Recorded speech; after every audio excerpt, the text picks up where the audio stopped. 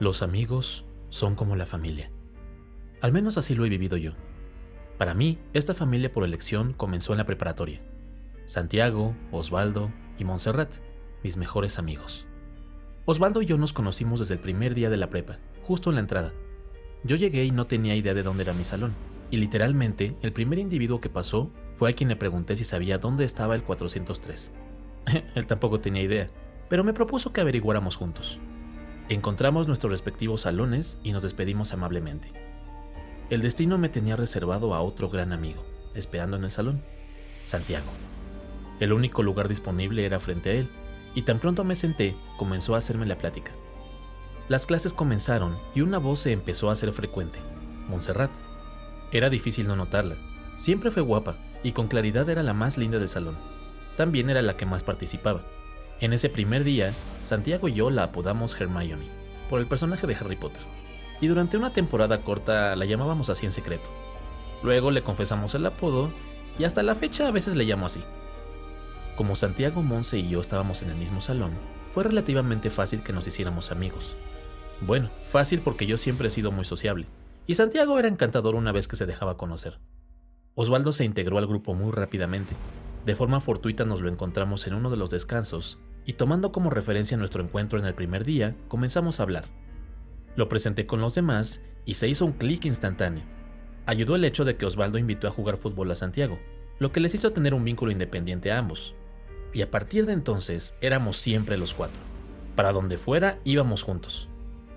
En el segundo año de prepa, Osvaldo logró ingresar su cambio de salón y cualquier barrera que nos tuviese separados fue vencida. Fueron verdaderos años maravillosos. Osvaldo y Santiago amaban la misma música y los dos estaban obsesionados con los Beatles. Tal era su trauma con esto que nos asignaron personalidades de la banda de Liverpool. Santiago era John Lennon, a mí me tocaba ser Paul McCartney, y esto tenía sentido porque los dos éramos líderes virtuales del grupo. Osvaldo era George Harrison y Monse felizmente se veía a sí misma como Ringo Starr.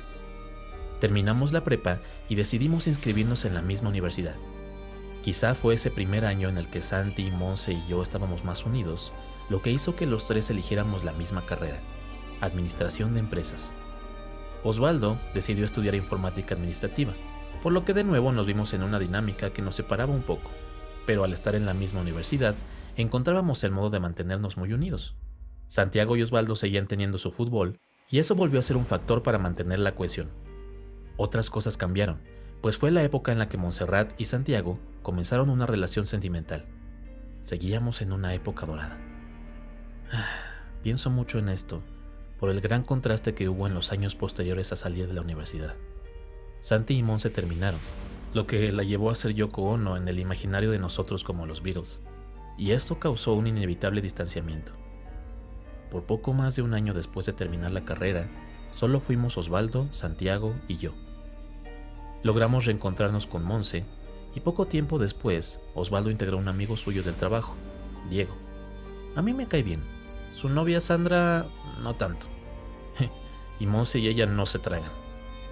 Lamentablemente para mí, la llegada de Diego coincide con todo lo negativo que comenzó a suceder con Santiago. Por más que le doy vueltas al asunto, no logro entender cómo es que Santiago empezó a convertirse en ese ser lúgubre y triste. De ser alguien irreverente, encantador y el centro gravitacional del grupo, se fue apagando lentamente. Se fue convirtiendo en una persona rota, según sus propias palabras. Aún recuerdo la última vez que nos vimos todos. Osvaldo, Montserrat, Diego, Sandra, Santiago y yo. Estábamos en el Salón Mala Fama, en la Colonia Condesa de la Ciudad de México, antes de la pandemia. Fue como en los viejos tiempos. Y ni la presencia de Sandra, a quien ni Monse ni yo le dirigimos la palabra, pudo arruinar la velada. A mí me caía mal, pero tuve que solidarizarme con Montserrat, debido a que Sandra hizo un comentario imprudente sobre que Monse estaba enamorada de Santiago. Debido al pasado de ellos, esto fue sal en una herida muy dolorosa, y de pinche vieja no la bajó mi querida Hermione.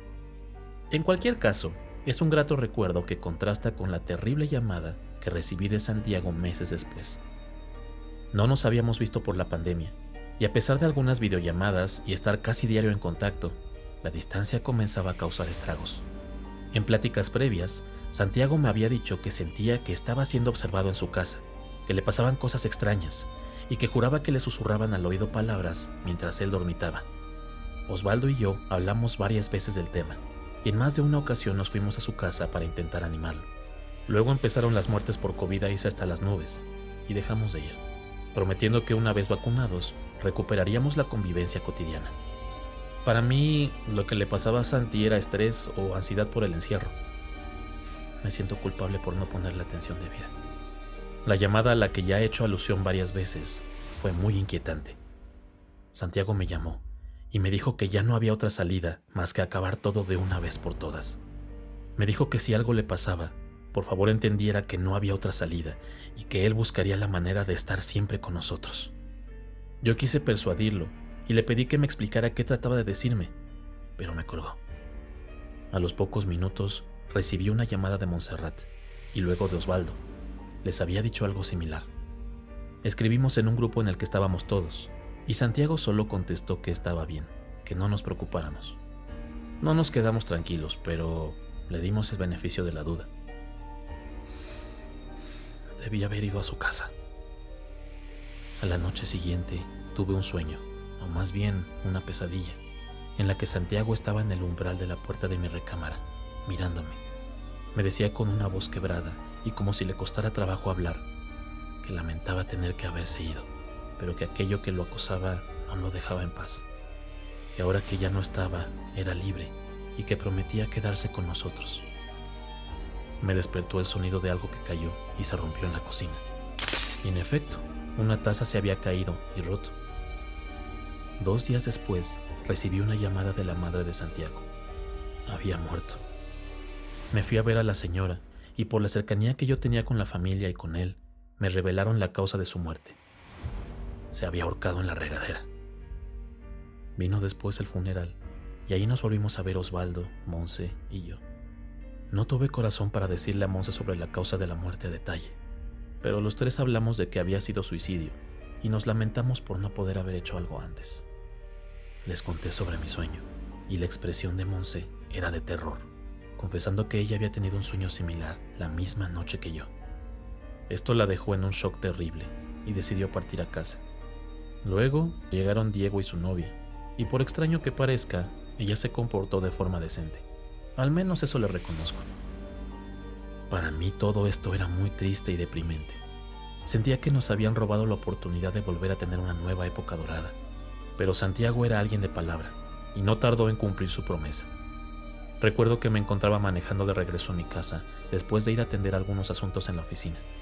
Casi todo mi trabajo era remoto, pero cuando llegaba a ir, lo hacía siempre por la noche para que no hubiera gente. Terminé de estacionar mi auto, lo apagué y de pronto sentí un escalofrío. Un instante después, una mano ennegrecida se puso sobre la mía, que estaba en la palanca de velocidades. Casi me cago del susto, más cuando volteé al asiento del copiloto y me di cuenta. Era Santiago, y esa era su mano. Me miraba fijamente y luego hizo una mueca que asemejaba a una sonrisa. Yo seguía petrificado, y como una reacción instintiva, abrí la puerta del auto y salí corriendo. Avancé unos 5 o 6 metros y me hice de valor para voltear. Santiago ya no estaba. Le hablé a Osvaldo, le conté. Osvaldo se quedó mudo por un instante y me confesó que a él también le había pasado algo. En el grupo que teníamos los 3, comenzamos a mandarnos notas de voz y mensajes, advirtiéndonos de las cosas que nos estaban sucediendo. Al parecer, a Diego y a su novia también les habían ocurrido eventos extraños, pero acordamos tratar de no sugestionarlos más ni involucrarlos, pensando en que podía ser alguna especie de alucinación colectiva. Tarea difícil para Osvaldo, pues Diego era su chile, vaya, el amigo con el que siempre andaba en tiempos recientes. Santiago lo había bautizado para darle un lugar en el grupo, como Eric Clapton. Unos días después, lo más terrible estaba por venir. Tomaba yo una ducha y pensaba en cómo Santi se había quitado la vida. Me intrigaba que por algún medio Monse había descubierto los detalles. Ella decía que el propio Santiago se lo había dicho en una aparición. Y en este punto ya no podía descartar la naturaleza paranormal de lo que nos pasaba. Mientras meditaba eso, comenzaron a asfixiarme. Me llevé las manos al cuello y pude sentir las manos de alguien más, mismas que me estaban apretando con una fuerza brutal y que me impedían respirar. Me ahogaba. No podía soltarme y comencé a sentirme débil, a ver borroso. Espontáneamente me soltaron. Me tomó varios minutos recuperarme, mismos en los que yo solo podía pensar, esto es lo que sintió mi amigo. Luego me vino a la mente una idea extraña. ¿Y si no fue suicidio? ¿Y si esto mismo le pasó a él, pero no tuvo tanta suerte? No quise espantar a Monse. Le conté únicamente a Osvaldo, quien se asustó mucho y me reveló de otras cosas que le habían sucedido. En definitiva, Santiago quería estar con nosotros aún después de su muerte. Comencé a encontrar esta noción no tan intimidante. Extrañaba a mi amigo, y sí me daba miedo, pero ¿y si fuera posible? Sin embargo, Montserrat vino a mí con una idea que me generó sentimientos encontrados. Quería que Santiago se fuera para siempre. Lo que quería Monse era juntar a todo el grupo y hacer una especie de ritual de despedida.